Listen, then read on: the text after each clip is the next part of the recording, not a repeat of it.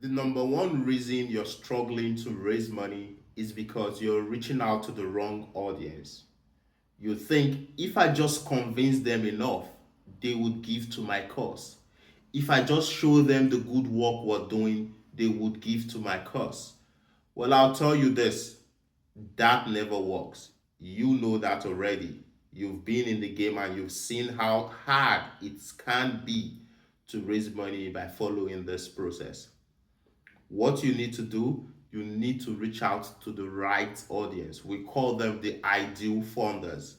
These are people who already have a reason to give to your organization. These are people who are already aligned with your organization. And not just people, but these also include businesses, organizations, grantors, foundations, government agencies that are well aligned with your mission, that have every reason to see your mission succeed and thrive. This is the difference between a successful fundraising outreach and a struggling one.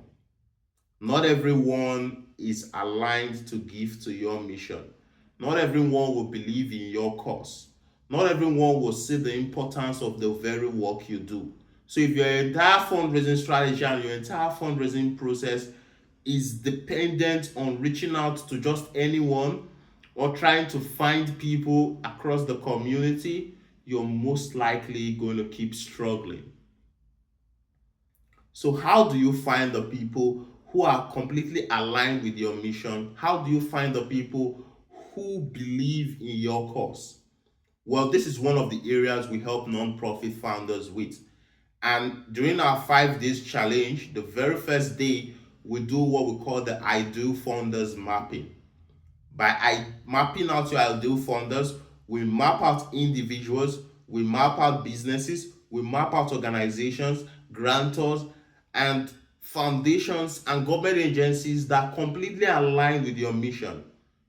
Some of the categories we use to map this out include those that benefit from your cause.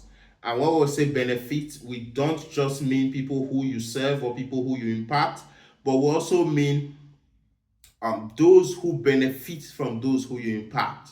So, for example, if your impact is directed towards impacting children, the parents of those children are, one of the top benefactors of this impact.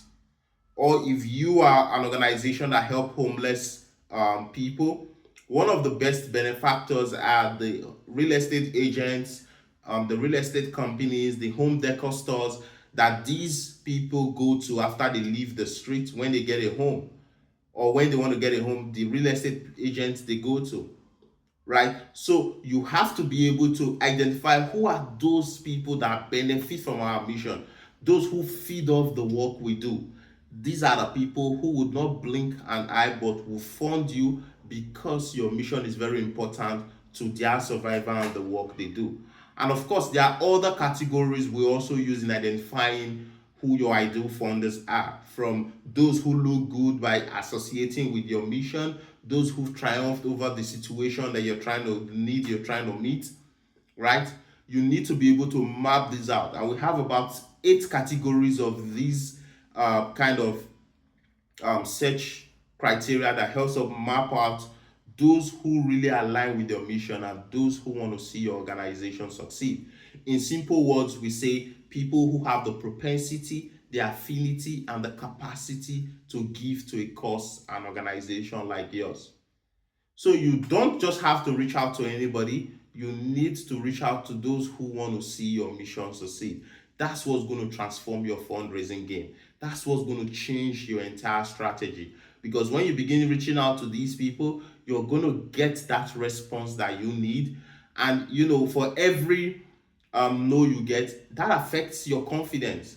But when you begin reaching out to the right people, for every yes you get, that beefs up your confidence. It gives you more confidence to go more forward and begin sharing your mission.